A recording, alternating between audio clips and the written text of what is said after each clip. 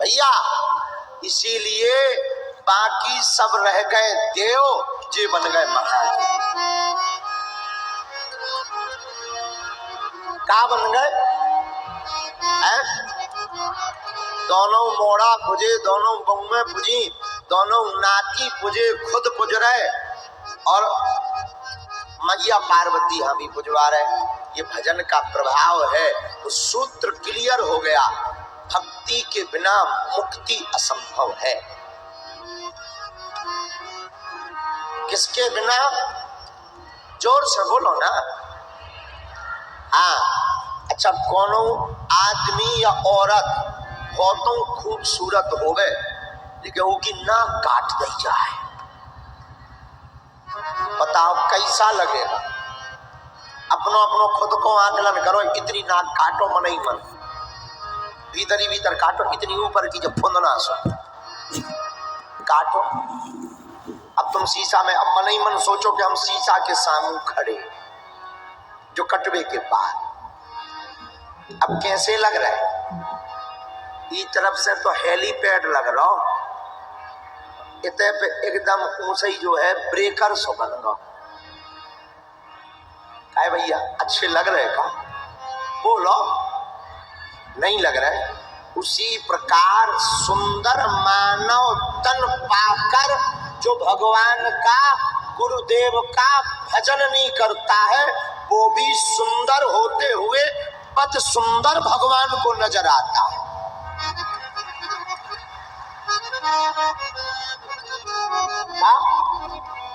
खूबसूरत हो तो वह बदसूरत नजर आता है। इसलिए आज की कथा काम की है पगला हरो, ओ मोरे पगला हरो। भैया हम तो समझा सकत, हम तो कह सकत, निवेदन कर सकत, ओ दाई दद्दा हम निवेदन कर सकत, हाथ जोड़ के निवेदन कर सकत। मानवो न मानवो तुम्हारो काम आए। मान जे हो भैया तो तुम राजा बन जे हो, मान जे हो तो तुम्हारो घर मंदिर बन जे।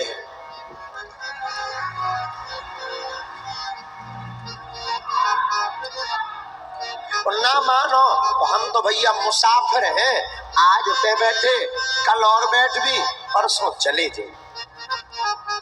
और जितने लोग लाइव भी सुन रहे घर बैठे, भैया हम तो मुसाफिर हैं, आज है कल का हमारा कोनो ठिकानो नहीं है। आज मान लो जो भारत मुर्दन को देश है, इतने मरवे के बाद पूजा हो भैया। जब तक जिंदा रात बताई बाप को नहीं पूजा था, जब तक गुरुजी जिंदा रहा कोई नहीं पूजता है। जब मर जात तो फिर गुरुजी के नाम के चौक बनाए जाते, स्टैचू ऑफ गुरु, फिर मूर्तियां बनाई जाती, फोटो बनाई जाती भगवान। फिर मताई बाप के नाम पे आंखन को कैंप ठुकवाओ कि आज ही के दिन बाप अमरो तो खटरी के बरे। हमारा निवेदन है भैया, हाथ जोड़ के, 4 दिन की जिंदगानी है, आज हमारी बात मान ले हो, राजा बन जे हो राजा।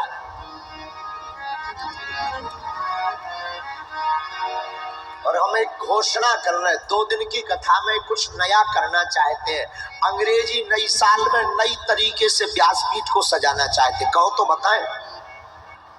जितने भी यहाँ कार्य सेवक है वो हाथ उठाओ पहले, तो हमारी एक मदद करोगे कल? पूछो क्या, जोर से बोलो। कल की कथा में आगे वाली डी में संतों को छोड़कर इस डी में केवल वृद्ध माता पिता को बैठा दो।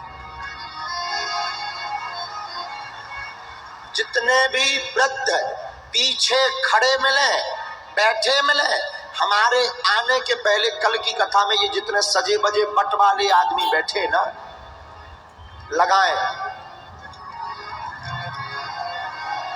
और ये तरफ ये जो चश्मा ठोके बैठे, कल तुमोरन टीवी पे नहीं दिखने हैं, पीछे बैठने तुमोरन। मानो हमारी बात, सही उपाय है ना, गलत तो नहीं है।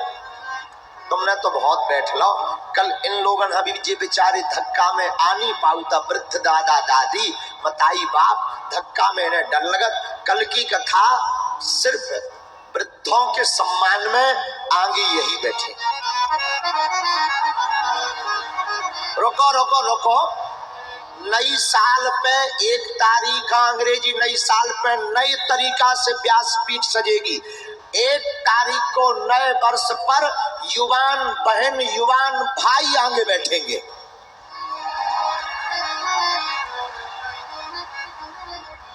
अब तुम अपने हिसाब से मत मानना कि तुम जवान हो, आधार कार्ड के हिसाब से माना जाएगा। कि तुम कहो गुरुजी हम तो 55 के जरूर हैं, पर 55 है। हम रेलगाड़ी में कैसे गाली खा चुके। रेलगाड़ी में एक माताजी हमारी सीट पे बैठी थी, हमारे जो साथ में, उन्होंने कहा माताजी उठ जाओ। बोले मैं तुम्हें माताजी दिख रहा हूं? हम कहा माताजी मत बोलो, आंटी बोलो। हमने कहा आंटी जी उठ जाओ, मैं तुझे आंटी दिखाई देती हूँ। हम की अब का क्या देखिए, न माताजी में मान रही न आंटी में। हमका भाभी कहो। हमने कहा माताजी क्यों ना कहे? बोले बा आज तुम माताजी कहोगे, कल हमारी संपत्ति पर हिस्सा मांगोगी। वो डॉक्टर थी, पहले हम कहाँ की बात है, कहाँ से आ रहे थे? सीकर से। हाँ, राजस्थान सीकर से आ रहे थे। हे भगवान, प्राण ही खा ले वो भगवती, प्राण खा।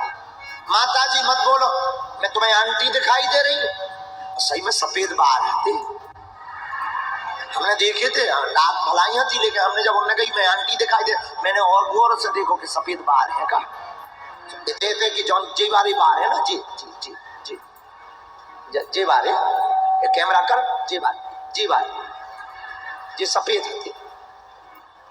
हमने कहा अब आफत हो गई, क्या बोले?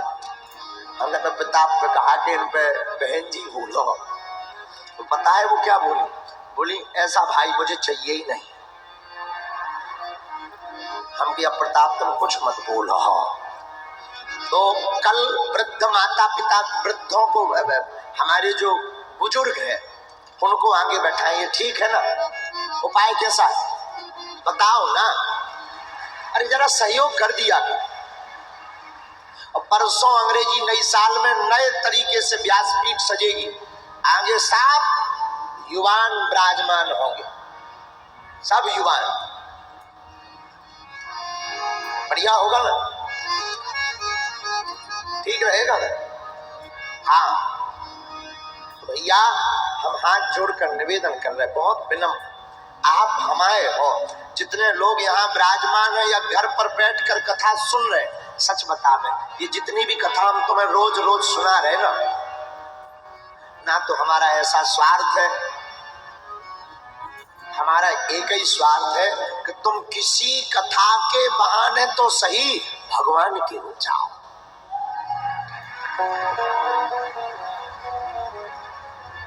भगवान तुम्हारे हो जाए।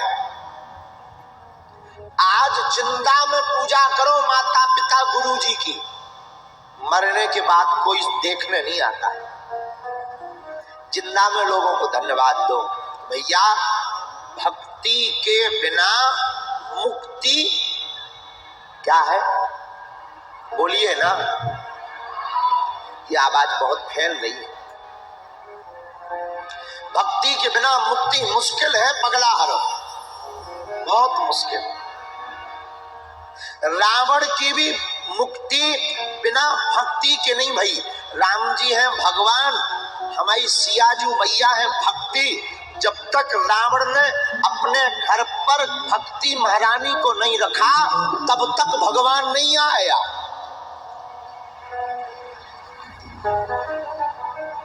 और आप भी सुन लो, जब तक आप मन मंदिर में भक्ति को नहीं जगाओगे, तब तक तुम्हारी जिंदगी में भगवान नहीं आएंगे। विवाह जब हो गया राम जी का, जब वापस आई मैया जानकी जी, तो 3 दिन तक पानी नहीं पिया जानकी माँ ने, न भोजन किया। तो कौशल्या माँ ने पूछा भी, और माँ जानकी जी ने कुछ नहीं कहा। माँ को लगा कि नई नई घर में आई है, इसलिए थोड़ा झिझक रही होगी। दूसरे दिन महाराज दशरथ को बताया कि बहू ने 3 दिन से पानी नहीं पिया है। तो राजा दशरथ ने कहा, बिटिया तुम हमारी बेटी जैसी, बताओ क्या बात है, तुमने पानी क्यों नहीं पिया? तो जानकी मां हाथ जोड़कर कहती है, पिताजी इस घर में दोष लगा है।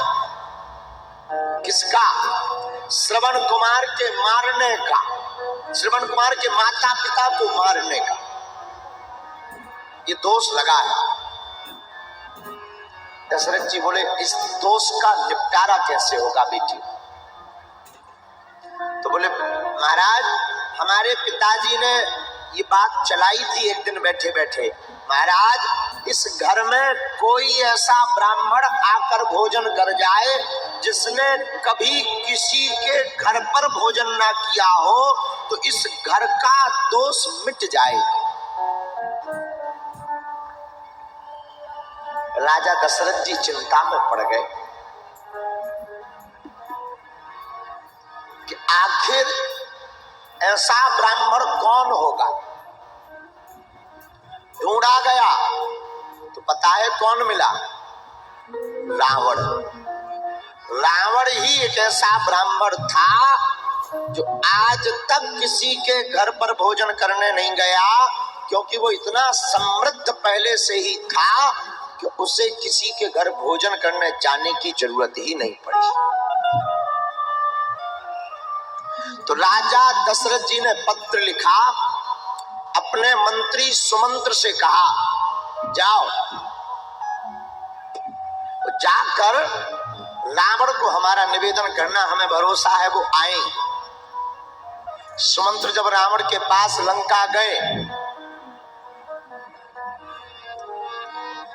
तो सुमंत्र ने कहा, महाराज हमारे राजा महाराज दशरथ ने बुलाया है।